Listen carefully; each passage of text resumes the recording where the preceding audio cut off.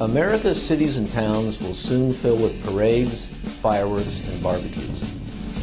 They will be celebrating the 4th of July, this the 232nd birthday of America. But one hopes that the speeches will contain fewer bromides and more attention to exactly what is being celebrated. The 4th of July is Independence Day, but America's leaders and intellectuals have been trying to move us further and further away from the meaning of Independence Day, away from the philosophy that created this country. What we hear from politicians, intellectuals, and the media is that independence is passé, that we've reached a new age of interdependence. We hear demands for mandatory volunteering to serve others, for sacrifice to the nation. We hear demands from trust busters that successful companies be punished for being greedy and not serving society.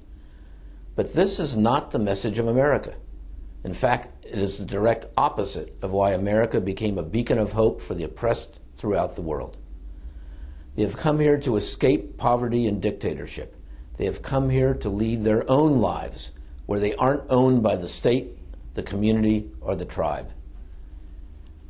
Independence Day is a critically important name for a holiday.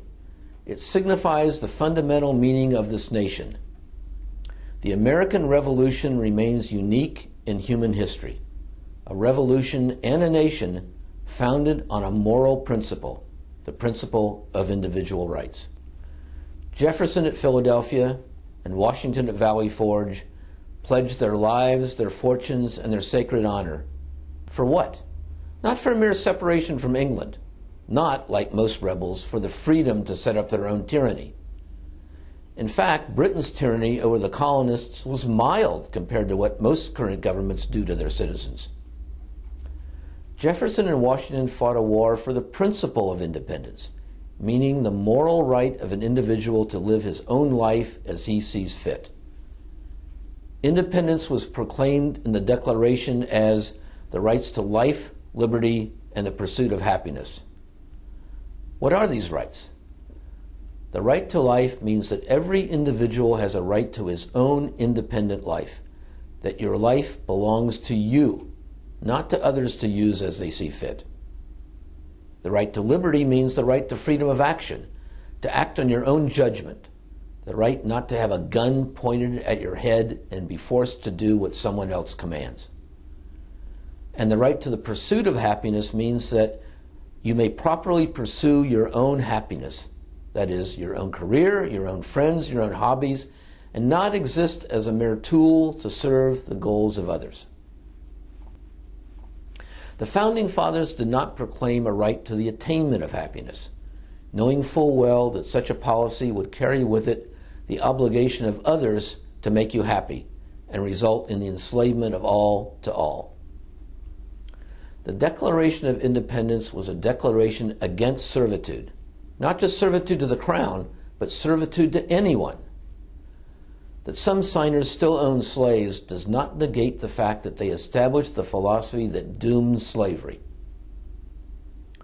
Now, political independence is not a primary. It rests on a more fundamental type of independence, the independence of the human mind.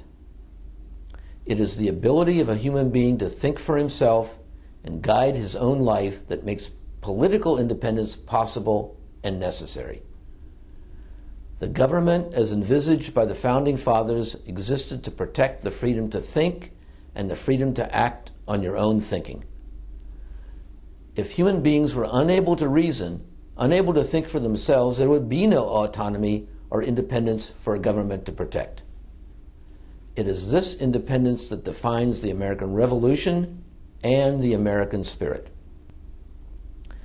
To the Founding Fathers, there was no authority higher than the individual mind. Not King George, not society, not God. Reason, wrote Ethan Allen, is the only oracle of man. And Thomas Jefferson advised us to fix reason firmly in her seat and call to her tribunal every fact, every opinion. Question with boldness even the existence of a God. That is the meaning of independence. Trust in your own judgment, in reason. Do not sacrifice your mind to the state, the church, the race, the nation, or your neighbors. Independence is the foundation of America. Independence is what should be celebrated on Independence Day.